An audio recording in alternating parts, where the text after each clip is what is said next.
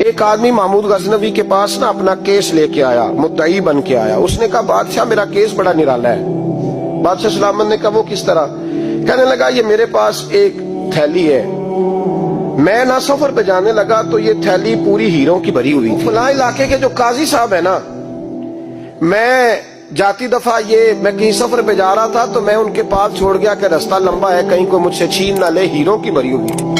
کچھ دنوں کے بعد میں واپس آیا ہوں، قاضی صاحب نے مجھے تھیلی واپس کی ہے تو اس میں ہیروں کی بجائے کھوٹے سکے نکلے.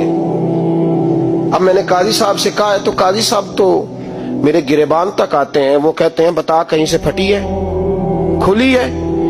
وہ جس طرح ٹانکے لگا کے تو نے سی تھی اسی طرح لگے ہوئے ہیں کہ نہیں؟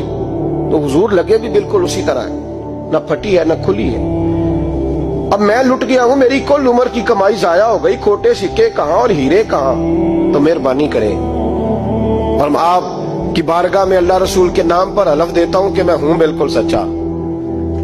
محمود غزنوی کہنے لگے تو جا، تھیلی چھوڑ جا، اور جب میں تجھے بلاؤں گا پھر دوبارہ آنا.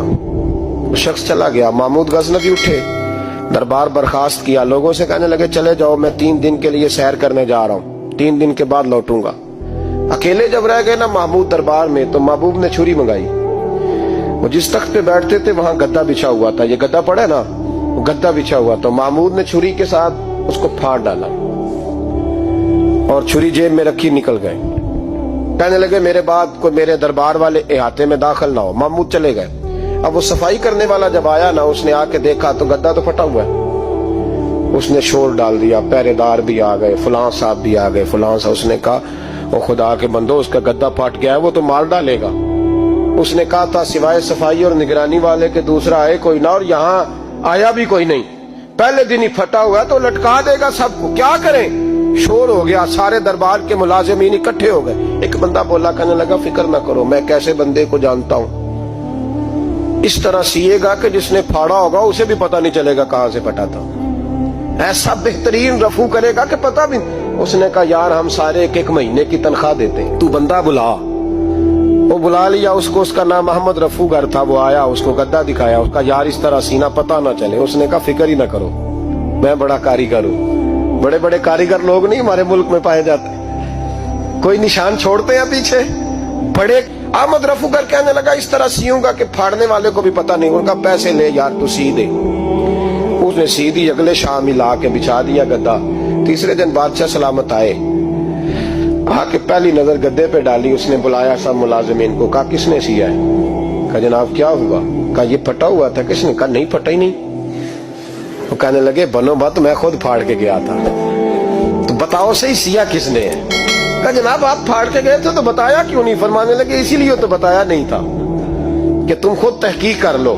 بلاؤ بتاؤ سیا کس نے. تو بلا لیا، احمد رفو گر آ گیا.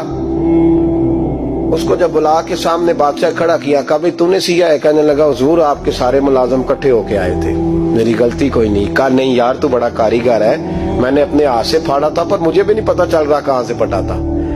اچھا یہ بتا یہ تھیلی جو ہے یہ بھی تو نے سی تھی؟ اس نے کہا جی آپ کے خادم کا ہی کارنامہ ہے، وہ فلانے علاقے کے قاضی صاحب آئے تھے، اس میں سے ہیرے نکال کے تو کھوٹے سکے بھرے تھے، تو مجھے بھی تھوڑا سا حصہ ملا تھا. محمود نے سارے گواہ بھی اکٹھے کر لیے، ثبوت بھی اکٹھے کر لیے. پھر قاضی کو بلایا، پہلے سارے ثبوت اور گواہ کیس حل کر لیا. پھر ہمارے ہاں یہ حال ہوتا ہے کہ مدعی 2-3 ہفتے کے بعد خود ہی ہاتھ باندھ جاتا ہے، کہنا تسی میری جان چھڈو، مجرم پھڑو پاوے نہ پڑھو. وہ کہتا ہے مجھے معافی دو، میں رہا. ظلم ہے نا، ظلم زیادتی ہے کہ جو بیچارہ اتنے سوال مجرم سے نہیں ہوتے جتنے مدعی سے ہوتے. آپ یقین کریں اتنے سوالات ہوتے.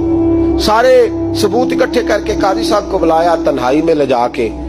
محمود غزنوی نے کہا قاضی صاحب آپ سے غلطی ہو گئی، غریب آدمی تھا، وہ لٹ گیا ہے، اس نے تو بڑی مشکل سے کچھ ہیرے جمع کیے تھے اور اس کی کل کائنات تھی، تو آپ اس کا مال اسے دے دیں، بات ختم. قاضی صاحب کہنے لگے آپ مجھ پہ الزام لگا رہے ہیں، سوال ہی نہیں پیدا ہوتا.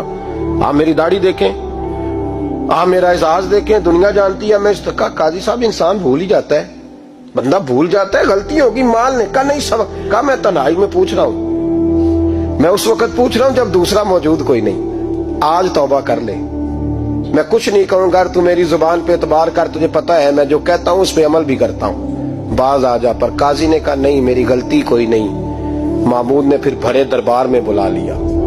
मजमा आम में मोहलत के दिनों में जो तौबा कर ले वो बच जाते हैं, लेकिन लोग रुस्वानियों के दिनों में फिर वापस लौटते हैं अगला घर देख के, फिर हालात और तरह के हो चुके होते हैं। जब भरे दरबार में काजी को बुलाया, भाई तू मानता है कि नहीं? उसने कहा नहीं। तो कहा बुलाओ अहमद रफूगर को।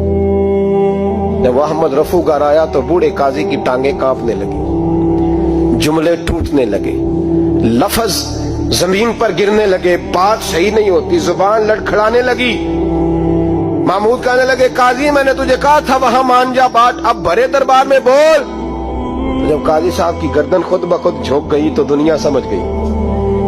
कहा निकल जा मेरे दरबार से। महमूद बोले निकल जा, इतनी तुझे इज्जत दी, इतनी बड़ी तनख्वाह दी, काजी बनाया, और ये थोड़ी सी रकम के लिए, थोड़ी सी रकम के लिए तू बददियानत हो गया, चल चला जा, निकल। काजी दरबार से निकला तो लोग लानतें बरसाने लगे। कल जो दुकानें छोड़ के सलूट करने आते थे वो कहने लगे इसकी उम्र देखो, इसके काम देखो, देखो इसने क्या किया। घर गया, बच्चे जिनके लिए पाप कमाया था, जिन्ना ली तू पाप कमाए हुन किथे नहीं हो तेरे घर दे। वो बच्चे कहने लगे अब्बा जी हम तो स्कूल मदरसा जाने के काबिल नहीं रहे, उम्मीद थी कि बीवी साथ देगी। वो कहने लगी मैं मेके कैसे जाऊंगी, गली की औरतें तरह तरह की बातें बनाती हैं। और भाई कामयाबियों के बड़े सरबराह होते हैं, तो कामयाब हो जाए तो सारे कहते हैं मेरी सपोर्ट से हुआ है। नाकामियां हमेशा यतीम होती हैं, नाकामियों का कोई सरबराह नहीं होता।